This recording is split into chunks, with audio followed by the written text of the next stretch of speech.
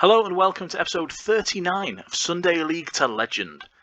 This is a Vanarama National League North fixture, the 21st of April 2025. Leyland Albion, managed by myself, taking on FC United of Manchester. Their boss is Alistair Hollis, who I don't think exists in real life. The only person I could find on Google of that name was a Bowls executive administrator type person. Fairly sure it's not him. Paul Marsden is our referee, and I can tell you this, we're going to lose. We'll find out just how in a moment. The advice from our assistant Matt Clark: we've been on a good run lately, so go out there and impress me. Let's go with it. That's now changed at least Josh Granite from being unsure to motivated. Ben Tozer, one of our central defenders, a little bit unsure, and that's something to worry about as we head to kick-off. Still at Mill Farm. Our new ground is not ready just yet for us. We are still tenants of AFC Fylde, who are a National League side here in the Sunday League to Legend save universe. Sure. It's top versus bottom, this one. Sorry, no it isn't. First versus second. I don't know where I got that from. Not giving FC United the credit that they deserve there, and they're probably about to punish me for it, to be honest. As Issei K gets on the ball, Mark Kitching now into the area, and it's a great strike by Connor Comer with a little bit of a delay, but it's an opening goal by our number one striker. Issei K involved, out to Mark Kitching. He's on the left wing for us. Gets the ball infield to Connor Comer, beats his man at the front post, and there is the opening goal. Left-footed hit, and that beats their goalkeeper. Fantastic start for the Albion. As I was saying before I was so rudely interrupted by my own players, this is first versus second. There are 10 points in it between the two sides, and I can confirm that Leyland Albion, who are now 2 goals to the good, this doesn't normally happen. Not recently anyway. We have confirmed our playoff position, so whatever happens, we will be in the playoffs. As Checklit sends the ball out to Mark Kitching, who's having a storming start. Now, he's an interesting one. As I go through the team, actually, I will just illuminate some issues. Ted Can is back in goal, mostly because I keep getting told that he's a very good National League North player, and Mackenzie Chapman, who's our number one goalkeeper, has been for all this season, isn't as good. As there's a shot on the upright, hitting the post. We've got Broom at right back. He's pretty solid there, as is Kinsella at left back. That's Lewis Kinsella. Granite and Tozer, the two central defenders, have been complaining to high heaven about game time. So they've got their opportunity in the biggest game of the season. Courier, he's on the right wing. He's just come back from injury. It's been Tommy Hughes out there mostly.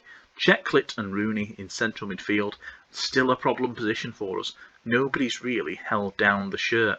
We keep chopping and changing depending on who's hot and who's not.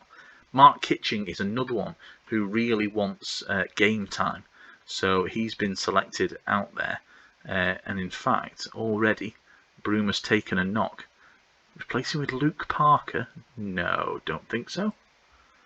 Ashman, surely, is the man for the job. A central defender. He can do a job out there for us. And as I was saying, yeah, Kitching has been one of those really wanting some first team football. So he's got his chance, and as you've seen already, an assist and a goal for the left winger. Can play in defence as well, as Odizuri is through. I think that's his name. Probably not. I shouldn't say names. I should say the FC United striker.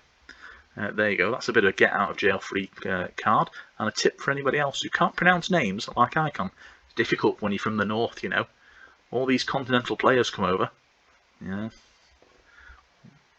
Not going to say that Lancashire isn't a continental area, but it does not go well with the accent. Let me tell you that. As Ben Tozer now motivated. Good to see. As Trey Pemberton comes on for FC United. Early attack for the Albion here. Checklit in field, and it's Jones with the save. The FC United custodian. Big kick downfield for him, but it's going to go all the way through to Ted Can. I'd be impressed if he can keep a clean sheet. Although I am already regretting saying that out loud. As here comes Mark Kitching into the box. Really good effort by him. But again, it's that FC United striker. But he goes early and it's off target. Up front, we do have, I think I didn't manage to finish the team, Konakoma and Isake, 2 players well into the 20s in terms of amounts of goals they've scored this season. Can't really justify dropping either one of them. We've got the likes of Lewis Walsh and Konstakos Makris on the bench in recent games. Neither of them can really get a kick because it's just not worth dropping either Koma or Isake. One or both tend to score as we're going through a period with a lack of highlights. As a result, we'll just make one change, and it's to bring on Tommy Hughes in midfield for John Rooney, who's not really performing. Neither is Isake, to be honest, with a 6.5 rating. That's a bit disappointing from him. But he's a type of player that can just turn it on in an instant. As I say that, of course, we'll probably get an FC United attack and goal. Ashman through to Checklit. Now Kriar. Can we get a ball in? We can't. It's going to be cleared upfield. But Kinsella doing a good job there. Very solid. Isake through. And that's what I'm talking about. Isake done nothing all game. And there you go. Assist for Konakoma. The two of them working beautifully in tandem. And this goes against the grain. Recent results have been draws. We've not been playing particularly well. And FC United, to be fair, have been dropping points. In the preview, I did notice that we are 4th in the form table, and they're down in 13th, despite us both being 1st and 2nd in the league. So it's a bit of an interesting one. They're obviously going through a bit of a bad patch, as the suggestion is to bring off Kitching. He hasn't really had a lot of football recently, so probably fair enough. Parker on loan from Stockport County, and don't I know it. Simon Francis, the county manager, is on at me on a weekly basis, telling me off for not playing him. I just can't justify him being on the pitch. Not when I've got the likes of Kitchen, and that, as you've seen, an assist and a goal in this game. Can't go without him. And you think he was involved in the second Konakoma goal as well. I think he gave the ball to Isake to start with. There you go. We've also got Deitch, who can play on the wings. Kuriar can play both sides. Tommy Hughes can play on the wing as well. When we signed him, it was a bit of a hit and hope, maybe. As Isake, that's why he's in the team. 28 goals for the season, and he comes alive in the final few minutes. Ben Tozer with the big free kick there. Konakoma plays it through. Isake gets goal side of his man, and it's a delicate little chip over the goalkeeper. Jones went down a bit early, and there you have it. The forward combination combining for another goal. And that, ladies and gentlemen, will be game, set and match for this. 3 points.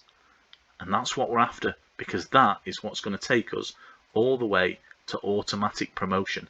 Not a lot in it in terms of XG, and that always goes to show that the chances weren't exactly brilliant ones, but they were taken, and that's the important thing.